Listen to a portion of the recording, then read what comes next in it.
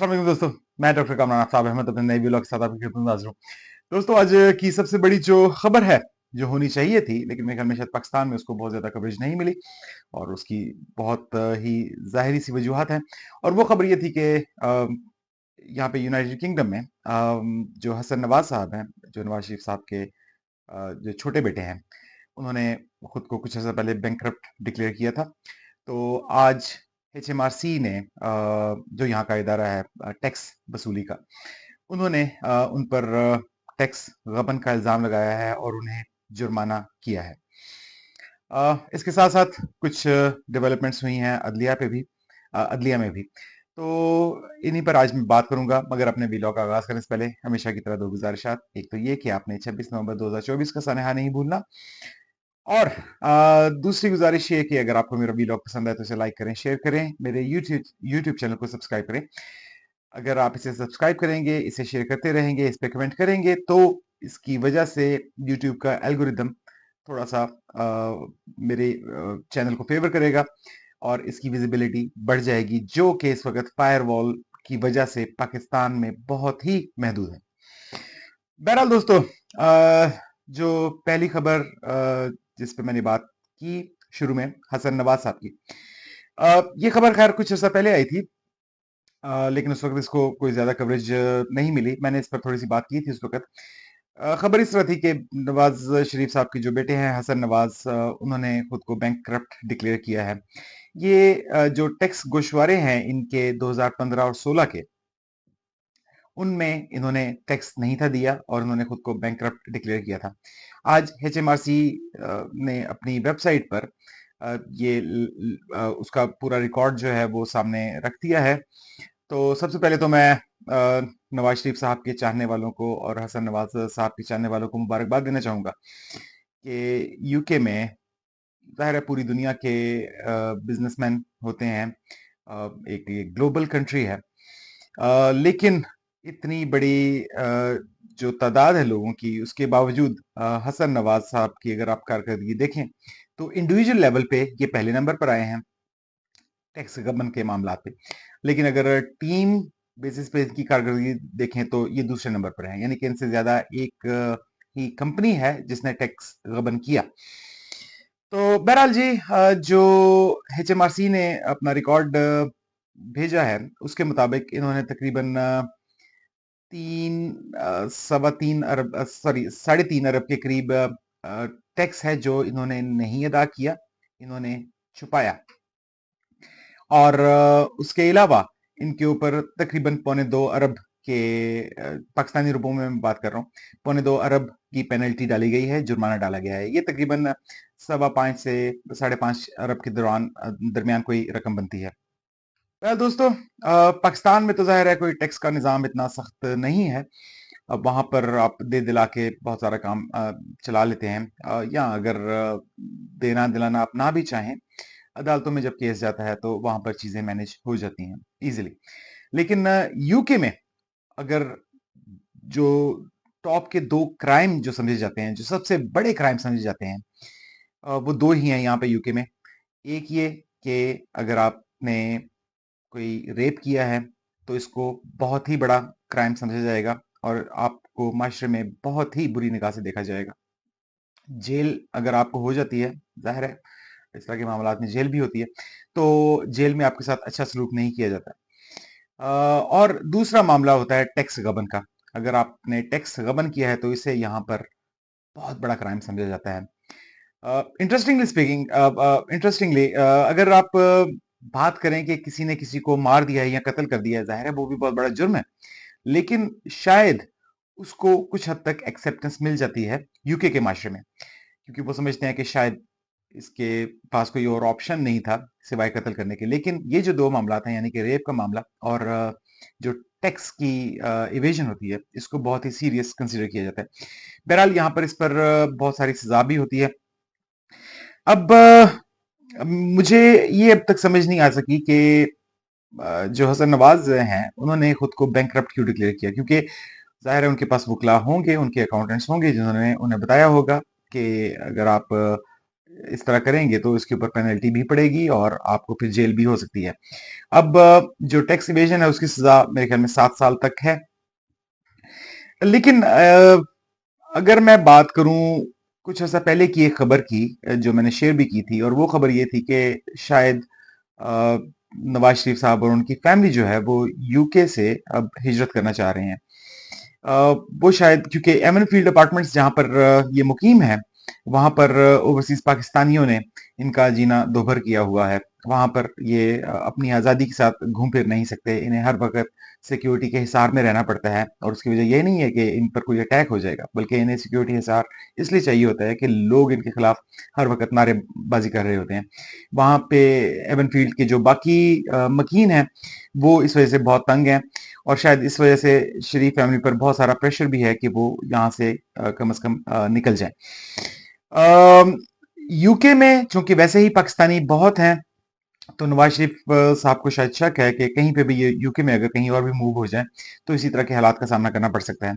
तो इसलिए शायद अब प्लान ये है कि ये यूके से किसी और मुल्क चले जाएं। मेरा ख्याल है कि शायद इनका अगला पड़ाव स्विट्जरलैंड होगा, क्योंकि स्विट्जरलैंड के पिछले कुछ कुछ माह पहले इस फैमिली ने बहुत सारे दौरे भी किए। जाहिर है उसमें एक वजह तो ये थी कि नवाज शरीफ जो मरीम नवाज हैं, उन्होंने जो अपने ये कॉस्मेटिक प्रोसीजर्स करवाती हैं, बोटॉक्स वगैरह, फिलर्स वगैरह, वो करवाने थे, उसके लिए वो स्विट्जरलैंड थी। लेकिन उसके अलावा इस तरह की खबरें भी थी कि यहाँ पर ये अपना अपने लिए एक नया घर देख रहे हैं, अपने लिए एक नया ठिकाना देख रहे हैं।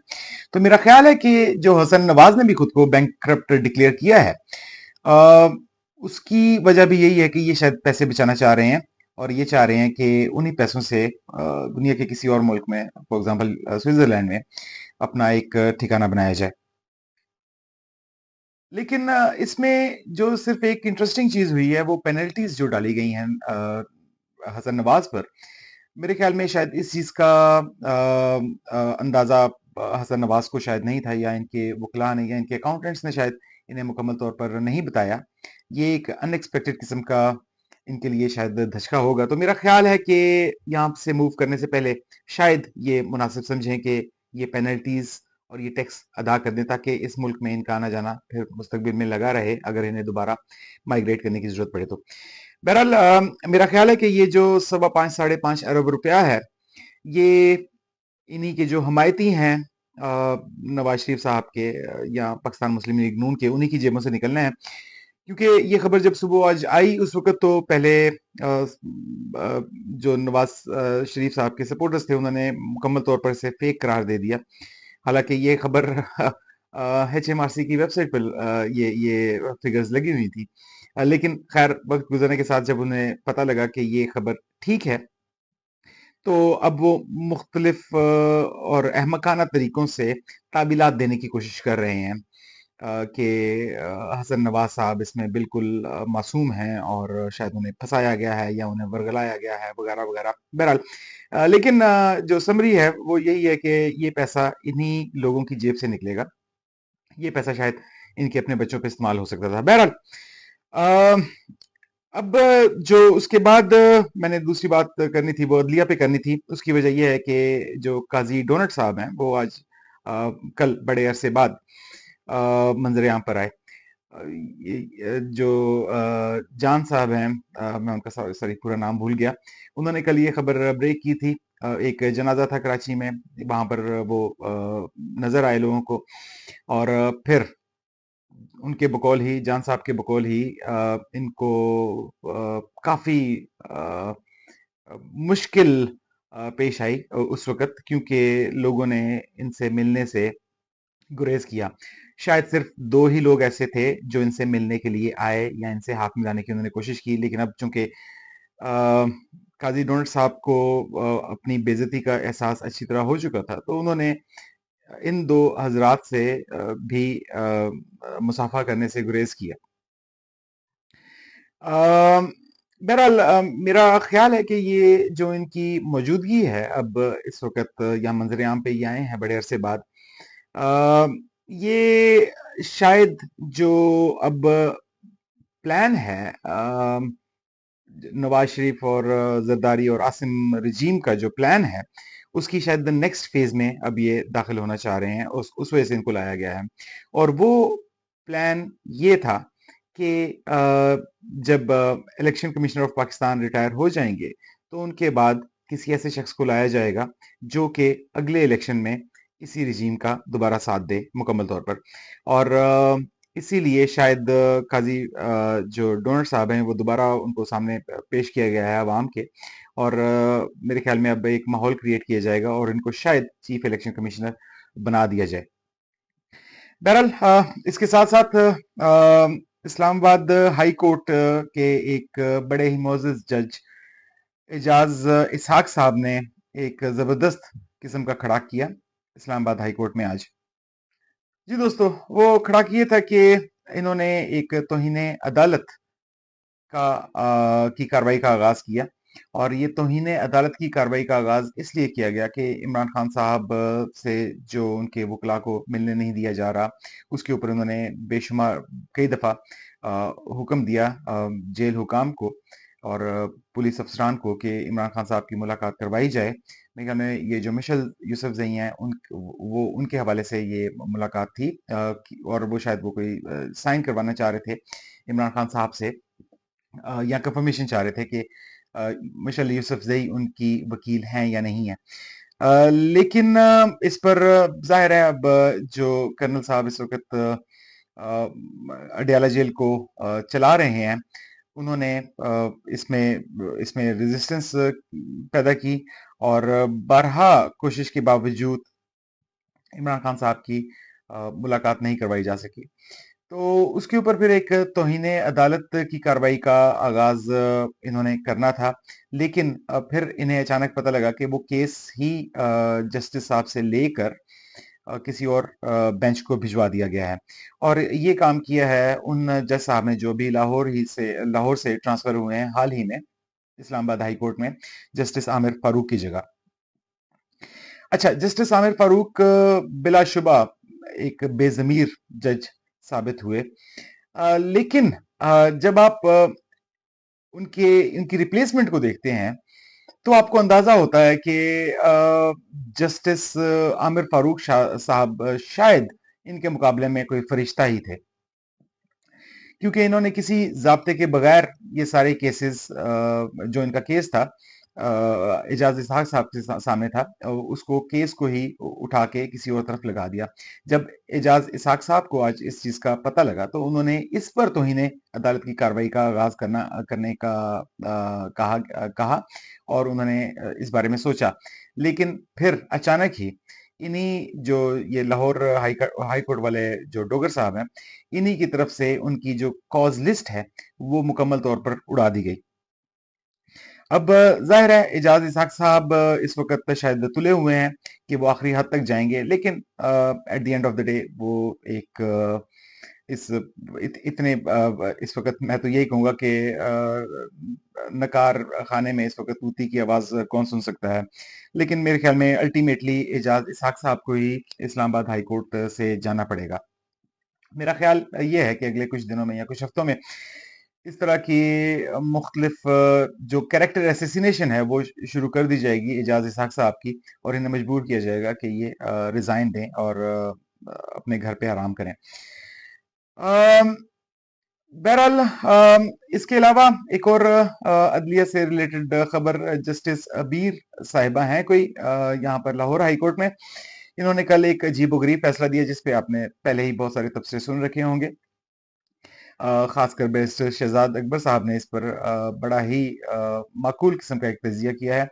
बहरहाल वो खबर इस तरह की है कि इनके पास एक फैमिली का केस लगा हुआ था कि जिनके कुछ अफराद या शायद कोई एक शख्स गायब कर दिया गया था या उठा लिया गया था एजेंसीज की जानिब से। तो उस केस में इन्होंने रिमार्क्स दिए कि इनकी ज्यूरिडिक्शन में नहीं आता कि ये किसी मिलिट्री पर्सनल को अदालत में पेश कर सकें, क्योंकि इस फैमिली ने इसमें बराह रास्त नाम दिया था कुछ ऐसे अफराद का जो कि शायद इस्टेब्लिशमेंट डिवीजन में हैं और रिटायर्ड लेफ्टिनेंट जनरल हैं। तो अबीर साहिबा ने बिल्कुल ही हाथ झाड़ दिए और ऐसा मज़ाक़ खेज़ किस्म का फैसला दिया जिस पे सारी अदलिया शायद इस वक़्त सर पीट रही है।